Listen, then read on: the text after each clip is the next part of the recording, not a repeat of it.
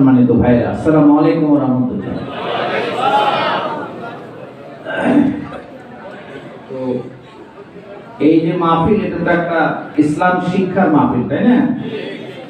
তো সেখানে আমি শুনলাম আজকেই সন্ধ্যার পরে, তো মনে করলাম একটু আপনাদের সাথে কথাবার্তা কিছু বলে আপনাদের সাথে পরিচিত হই, সেই জন্য আসছি। এবং শিক্ষার সাথে আমি জড়িত প্রায় 40 বছর থেকে, সেজন্য মনে করলাম শিক্ষা বিষয়ে একটু আলোচনা করার জন্য। আমরা তো আমাদের বাচ্চাদেরকে শিক্ষিত করতে চাই নাকি? বাংলাদেশে কিসের অভাব সবচেয়ে বেশি, এটাকে আপনারা বলতে পারবেন? সুশিক্ষার অভাব। বাংলাদেশে আর কোনো কিছুর অভাব নাই। এই একটা জিনিসের অভাবের জন্য আমাদের দেশ আজকে অনেক পিছায় আছে। আমাদের দেশে অন্য কোনো কিছুর অভাব নাই, এরকম সোনার দেশ খুব কমই আছে, কিন্তু শুধু সুশিক্ষা না থাকার জন্য আমাদের দেশ অনেকের চেয়ে অনেক পিছায়।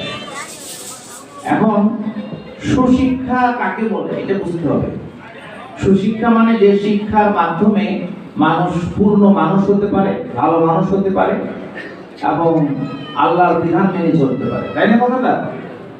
আল্লাহ তাআলা কোরআনে মুসলমানদের সম্পর্কে বলছেন, কুনতুম খায়রা উম্মাতিন উখরিজাত লিন-নাস তা'মুরুনা বিল মারুফ ওয়া তানহাউনা আনিল মুনকার। এর অর্থ হলো কুনতুম খায়রা উম্মাতিন, তোমরা হলো শ্রেষ্ঠ জনগোষ্ঠী। কাদের সম্পর্কে বলছে? যারা মুসলিম, আল্লাহর কথা মেনে চলে। বুঝতে পারছেন?